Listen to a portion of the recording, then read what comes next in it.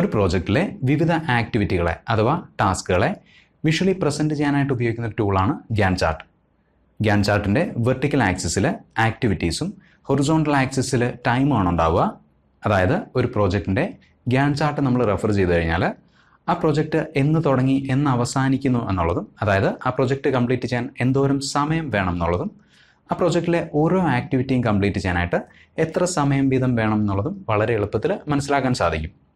നമ്മുടെ ചുറ്റുമുള്ള ഏതാണ്ട് എല്ലാ മേഖലകളിലും, അതായത് construction, software development, design, research തുടങ്ങിയ ഏതാണ്ട് എല്ലാ മേഖലകളിലും പ്രൊജക്റ്റ് പ്ലാൻ ചെയ്യാനും ഷെഡ്യൂൾ ചെയ്യാനും ഗ്യാൻറ്റ് ചാർട്ട് വളരെ വ്യാപകമായിട്ട് ഉപയോഗിച്ച് വരുന്നുണ്ട്.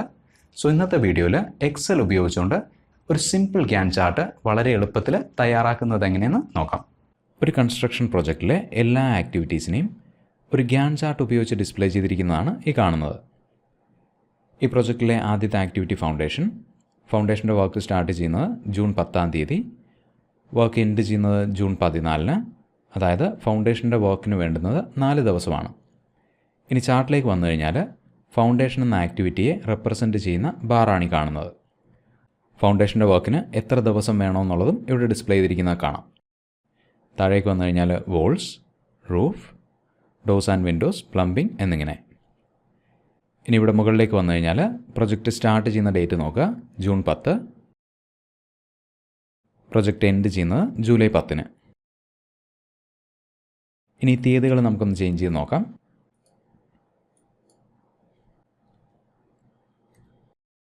നോക്കുക, അതിനനുസരിച്ച് ചാർട്ട് അപ്ഡേറ്റ് ചെയ്തത് കാണാം. ഇങ്ങനെ ഏതൊരു പ്രൊജക്റ്റിലെ ആക്ടിവിറ്റീസും അവയുടെ സ്റ്റാർട്ട് ഡേറ്റും എൻഡ് ഡേറ്റും ഉണ്ടെങ്കിൽ വളരെ പെട്ടെന്ന് ഇത്തരമൊരു ഗ്യാൻറ്റ് ചാർട്ട് നമുക്ക് ക്രിയേറ്റ് ചെയ്യാൻ സാധിക്കും. അതെങ്ങനെയെന്ന് നോക്കാം. തൊട്ട് മുമ്പത്തെ ഷീറ്റിൽ കണ്ടതുപോലെയുള്ളൊരു ടേബിളാണ് ഈ കാണുന്നത്. ആദ്യത്തെ കോളത്തിൽ ടാസ്ക് അഥവാ ആക്ടിവിറ്റി, രണ്ടാമത്തെ കോളത്തിൽ ഓരോ ടാസ്കും തുടങ്ങുന്ന തീയതികൾ, മൂന്നാമത്തെ കോളത്തിൽ എൻഡ് ഡേറ്റ് അഥവാ ഓരോ ആക്ടിവിറ്റിയും തീരുന്ന ദിവസങ്ങൾ. ഇനി ഒരു പർട്ടിക്കുലർ ആക്ടിവിറ്റിയുടെ ഡ്യൂറേഷൻ കണ്ടെത്താനായിട്ട്, അതായത് ഒരു ആക്ടിവിറ്റിക്ക് എത്ര ദിവസമാണ് വേണ്ടുന്നത് എന്നത് കണ്ടെത്താനായിട്ട് equal end date minus start date, enter. Task 1 എന്ന സെപ്റ്റംബർ 19 തുടങ്ങി സെപ്റ്റംബർ 29 അവസാനിക്കുന്ന ആക്ടിവിറ്റിക്ക് വേണ്ടുന്നത് 10 ദിവസമാണ്. ഇനി ഈ ഫോർമുല താഴേക്ക് കോപ്പി ചെയ്യുന്നു. ഇനി ഇവിടെയുള്ള ഡേറ്റ് ഒരു ഗ്യാൻറ്റ് ചാർട്ട് ഉപയോഗിച്ച് ഡിസ്പ്ലേ ചെയ്യാനായിട്ട് ആദ്യത്തെ 2 കോളങ്ങൾ സെലക്ട് ചെയ്യുക, അതായത് ആക്ടിവിറ്റിയും സ്റ്റാർട്ട് ഡേറ്റും ലിസ്റ്റ് ചെയ്തിരിക്കുന്ന കോളങ്ങൾ സെലക്ട് ചെയ്യുക. ഇൻസേർട്ട് ടാബിൽ പോവുക, insert column of bar chart. ഇവിടെ നിന്നും സ്റ്റാക്ഡ് ബാർ എന്ന ഓപ്ഷൻ സെലക്ട് ചെയ്യുക. നോക്കുക, ടേബിളിലെ എല്ലാ ആക്ടിവിറ്റീസും ചാർട്ടിൻ്റെ വെർട്ടിക്കൽ ആക്സിസ് ലേബിൾസ് ആയിട്ട് വന്നാൽ കാണാം. പക്ഷേ ഈ ആക്ടിവിറ്റീസ് അവയുടെ റിവേഴ്സ് ഓർഡറിലാണ് ഇവിടെ വന്നിരിക്കുന്നത്. ഇനി ഈ ഓർഡർ റിവേഴ്സ് ചെയ്യാനായിട്ട് ഈ വെർട്ടിക്കൽ ആക്സിസ് ലേബിൾസിൽ റൈറ്റ് ക്ലിക്ക് ചെയ്യുക, format axis, axis options, categories in reverse order എന്ന ചെക്ക് ബോക്സ് മാർക്ക് ചെയ്യുക. നോക്കുക, ആക്ടിവിറ്റീസ് അവയുടെ ശരിയായിട്ടുള്ള ഓർഡറിൽ വന്നു. ഇനി ഓരോ ആക്ടിവിറ്റിക്കും വേണ്ടുന്ന ഡ്യൂറേഷൻ അഥവാ ദൈർഘ്യം ഇവിടെ ഡിസ്പ്ലേ ചെയ്യാനായിട്ട് ചാർട്ടിൽ ക്ലിക്ക് ചെയ്യുക. ചാർട്ട് ഡിസൈൻ എന്ന ടാബിൽ സെലക്ട് ഡേറ്റ, ആഡ്. നമ്മൾ ഈ ചാർട്ടിലേക്ക് പുതിയതായിട്ട് ആഡ് ചെയ്യാൻ പോകുന്ന വാല്യൂസിന് ഒരു പേര് കൊടുക്കണമെങ്കിൽ ആ പേര് കൊടുക്കാൻ ഉപയോഗിക്കാവുന്ന ഇൻപുട്ട് ബോക്സ് ആണിത്. ഒന്നുകിൽ പേര് ഇവിടെ ടൈപ്പ് ചെയ്ത് കൊടുക്കുക, അല്ലെങ്കിൽ പേര് കണ്ടെയ്ൻ ചെയ്യുന്ന സെല്ല് സെലക്ട് ചെയ്യുക. ഞാനിവിടെ ഡ്യൂറേഷൻ എന്ന ടെക്സ്റ്റ് കണ്ടെയ്ൻ ചെയ്യുന്ന സെല്ല് സെലക്ട് ചെയ്യുന്നു. ഇനി സീരീസ് വാല്യൂസ്, അതായത് ഈ ചാർട്ടിലേക്ക് ആഡ് ചെയ്യേണ്ടുന്ന വാല്യൂസ്. ഈ കാണുന്ന വാല്യൂസാണ് നമുക്ക് ചാർട്ടിലേക്ക് ആഡ് ചെയ്യേണ്ടത്. അതിനുവേണ്ടി ഈ അപ്പ് ആരോയിൽ ക്ലിക്ക് ചെയ്യുക, വാല്യൂസ് കണ്ടെയ്ൻ ചെയ്യുന്ന സെല്ലുകൾ സെലക്ട് ചെയ്യുക, ഡൗൺ ആരോ, ഓക്കെ, ഒരു തവണ കൂടി ഓക്കെ. നോക്കുക, ഈ ഓറഞ്ച് ബാറുകൾ സൂചിപ്പിക്കുന്നത് ഇവിടെയുള്ള ഓരോ ആക്ടിവിറ്റിയുടെയും ഡ്യൂറേഷനാണ്. അതേസമയം ഈ നീല ബാറുകൾ നമുക്ക് വേണ്ട. സോ ഈ നീല ബാറുകൾ ഒഴിവാക്കാനായിട്ട് ഇവയിൽ ഏതെങ്കിലും ഒന്നിൽ റൈറ്റ് ക്ലിക്ക് ചെയ്യുക, format data series, fill and line, fill, no fill.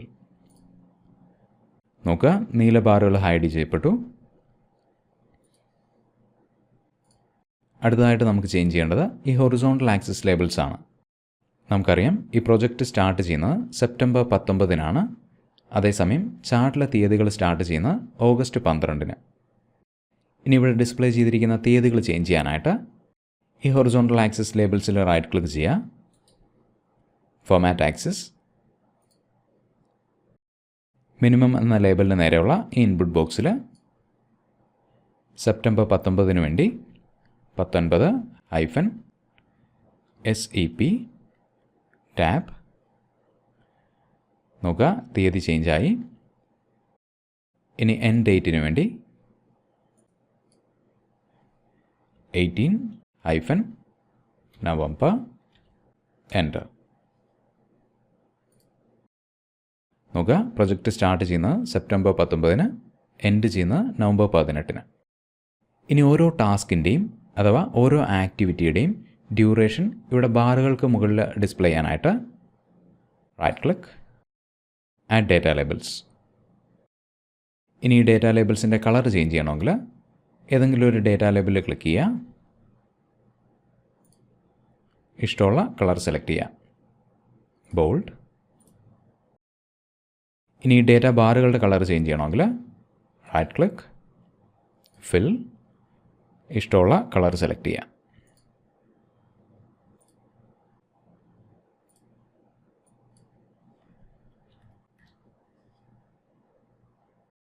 ഇനി കാണുന്ന ഡേറ്റ ടേബിളിനെ ചാർട്ടിൽ ഡിസ്പ്ലേ ചെയ്യണമെങ്കിൽ ചാർട്ടിൽ ക്ലിക്ക് ചെയ്യുക, chart elements, data table.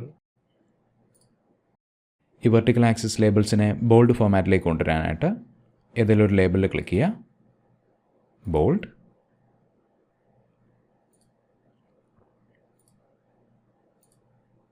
Red colour ആക്കുന്നു.